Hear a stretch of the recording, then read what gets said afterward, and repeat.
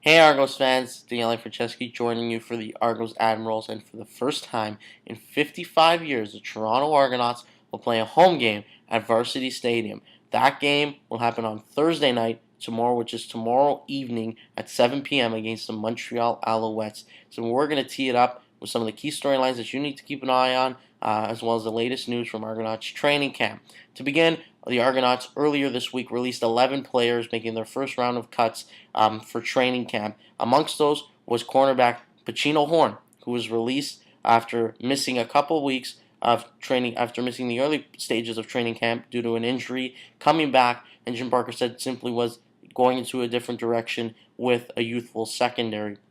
As well in there, Dijem Squami, another defensive back who was converted from wide receiver to DB, attempting to earn a spot on the team after with a youthful secondary in there. As well, Quincy Hurst, who has showed flashes of brilliance throughout training camp as a receiver and a returner. And the team really thought that he could fit in behind Chad Owens as one of the secondary returners on the football team. However, unfortunately, Jim Barker confirmed that last week in the preseason game against Winnipeg, he suffered a torn ACL, ending his season and forcing the team to cut him and release him.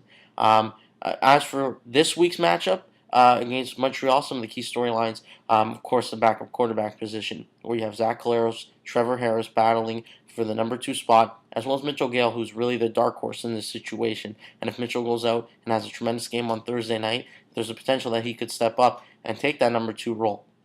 Trevor Harris, all three of those quarterbacks, including Josh Portis, who's the fourth, coming in late during training camp. But they've all performed very well throughout training camp. In last week's game in Winnipeg, they were all very strong. Zach Collaros, 95 yards, a touchdown pass. Trevor Harris, 115 yards passing. And Mitchell Gale added a touchdown pass, showed tremendous poise. It was a bad snap, dropped the football, picked it up, recollected himself, and threw a touchdown pass to Robbie Bryant in the end zone.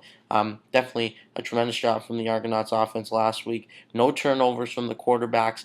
2 touchdown passes from them. A touchdown run from Gerald Riggs. The Argos were tremendous 24-6 victors over the Blue Bombers in the inaugural game at Investors Group Field.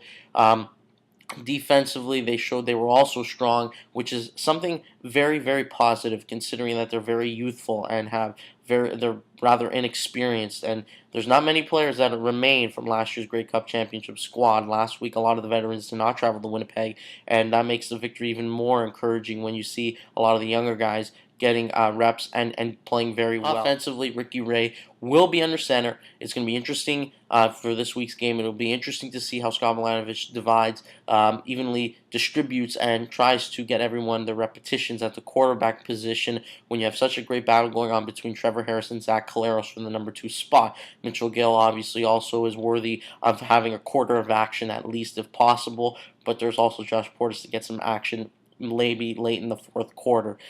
Ricky Ray in the first string offense, Chad Kacker, Chad Owens, Andre Dury, Jason Barnes, this will be their first game action. What you want to look for from them is just efficiency, getting in and out of their breaks early, being able to get under center and run the play and really show the efficiency that they showed last season, especially when they got on a roll towards the end of the year. You want to see that momentum hopefully carry over or restored, however you want to look at it. As for the Montreal Alouettes, they will go with Anthony Calvillo on Thursday night. They're still trying to, as a team, they're still trying to find an identity, discover who they really are. Mark Trestman is no longer there. Dan Hawkins still looking for that first win as the Montreal Alouettes head coach.